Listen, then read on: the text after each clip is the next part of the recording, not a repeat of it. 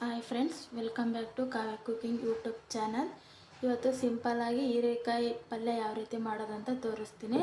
ಅದಕ್ಕೆ ಬೇಕಾಗಿರೋದು ಹಸಿಮೆಣಸಿನ್ಕಾಯಿ, ಕೊತ್ತಂಬರಿ, ಕರಿಬೇವು, ಟೊಮಟೊ, ನೀರುಳ್ಳಿ, ಹೀರೆಕಾಯಿ ಹೇಗೆ ಮಾಡೋದಂತ ತೋರಿಸ್ತೀನಿ. ನಾನಿಲ್ಲಿ ಬಾಣಲೆ ಇಟ್ಕೊಂಡಿದ್ದೀನಿ, ಅದಕ್ಕೆ ಎಣ್ಣೆ ಹಾಕಿದ್ದೀನಿ. ಎಣ್ಣೆ ಕಾದ್ಮೇಲೆ ಸಾಸಿವೆ,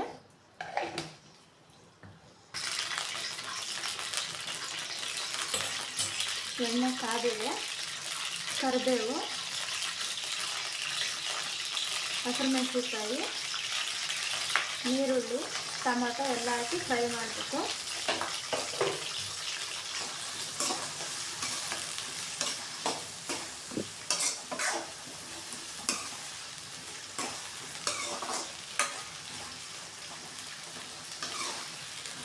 ಚಪಾತಿಗೆ, ಅನ್ನಕ್ಕೆ ಒಳ್ಳೆ ಕಾಂಬಿನೇಷನ್ ಇದು. ನೀವು ಟ್ರೈ ಮಾಡಿ. ಇದು ಇವಾಗ ಚೆನ್ನಾಗಿ ಫ್ರೈ ಆಗಬೇಕು.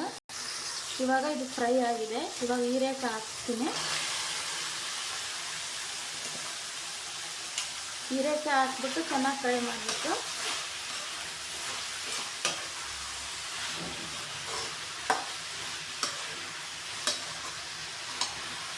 ಆಮೇಲೆ ಸ್ವಲ್ಪ ಅರಿಶಿನ ಪುಡಿ,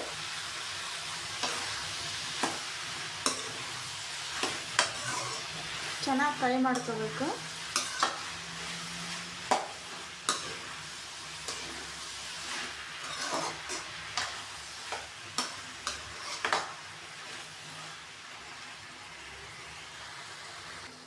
ಈಗ ರುಚಿಗೆ ತಕ್ಕಷ್ಟು ಉಪ್ಪು ಹಾಕ್ತಿದ್ದೀನಿ.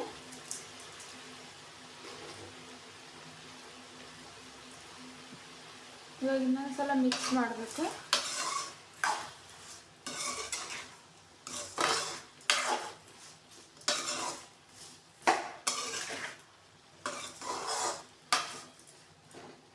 ಮಿಕ್ಸ್ ಮಾಡಿದ್ಮೇಲೆ ಒಂದು 5 ನಿಮಿಷ ಇದನ್ನು ಕ್ಲೋಸ್ ಮಾಡಿ ಬೇಯಿಸಬೇಕು.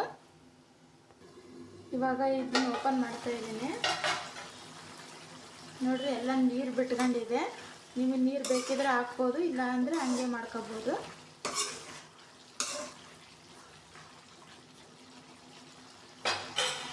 ಇವಾಗ ಮನೆಯಲ್ಲೇ ಮಾಡಿರುವಂತಹ ಸಾಂಬಾರು ಪುಡಿ 2 ಟೇಬಲ್ ಸ್ಪೂನ್ ಹಾಕ್ತೀನಿ.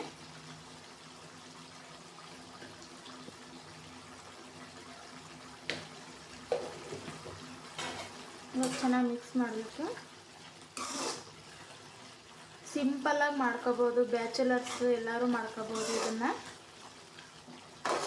ಬೇಗ ಆಗುತ್ತೆ. ಚಪಾತಿಗೆ ಅದಕ್ಕೆಲ್ಲ ಒಳ್ಳೆ ಕಾಂಬಿನೇಷನ್ನು.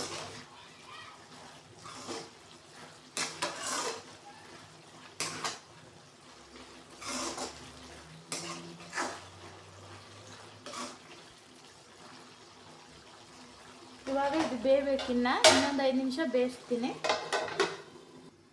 ಇವಾಗ ನಾನು ಇದು ಓಪನ್ ಮಾಡ್ತಾ ಇದ್ದೀನಿ. ಈಗ ಪಲ್ಯ ರೆಡಿಯಾಗಿದೆ.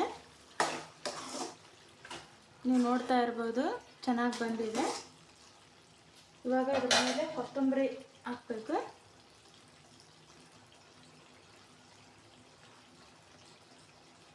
ಕೊತ್ತಂಬರಿ ಹಾಕ್ಬಿಟ್ಟು ಎಲ್ಲ ಮಿಕ್ಸ್ ಮಾಡಬೇಕು ಕ್ಲೀನಾಗಿ.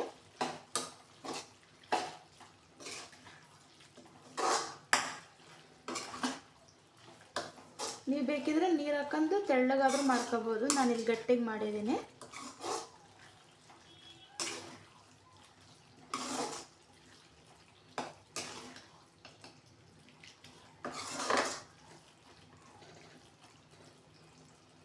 ಇನ್ನು ಯಾರು ನನ್ನ ಚಾನಲ್ನ ಸಬ್ಸ್ಕ್ರೈಬ್ ಮಾಡಿಲ್ಲ, ಬೇಗ ಬೇಗ ಸಬ್ಸ್ಕ್ರೈಬ್ ಮಾಡಿ.